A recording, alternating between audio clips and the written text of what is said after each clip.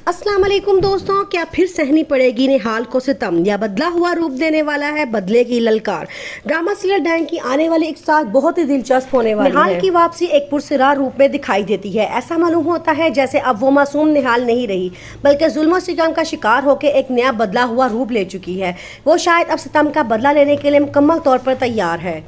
मीशा अपने बेटे को मिलने शबाब के कमरे में जाती है और वहां जाकर उसे बहुत प्यार करती है। ये वो जज्बाती लम्हा होता है जब वो अपने बेटे की तरफ देखकर कहती है, मैं मौत से लड़कर वापस आई हूँ सिर्फ तुम्हारे लिए, अब मैं हार नहीं मानूंगी। ये जुमला मीशा की माँ होने की शिद्दत और उसकी कुर्बानी के अंदाज को खूबसूरत अंदाज में बयान करता है।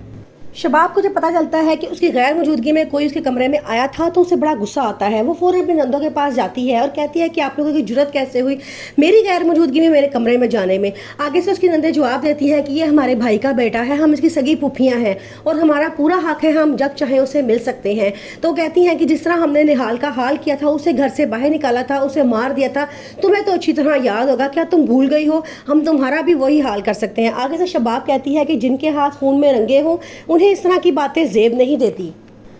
अब शबाब जिसको अपनी मोहब्बत पे बड़ा गरूर होता है, अब वो मोहब्बत उसकी ख़त्म होने वाली है। जवार शाह से वो बहुत मोहब्बत करती है और वो सोच भी नहीं सकती कि जवार शाह भी कभी उसके खिलाफ जाएगा और जवार शाह मीशा की मोहब्बत में इतना पागल हो जाएगा कि वो अपनी बीवी शबाब के खिलाफ खड़ा हो जाएगा और अपनी बहनों को भी कुछ नहीं समझेगा, उनको भी रोन कर निकल जाएगा। डाइन की नेक्स्ट प्रोमो में दिखाया गया है कि मीशा इंतकाम की राह पर गामजन है। जवार शाह और उसकी बहनों को निशाना बनाने का इरादा रखती है। मीशा जवार शाह को अपने इतना काबू में कर लेगी कि जवार उसी की बात सुनने लगेगा और उसी का हुक्म मानने लगेगा।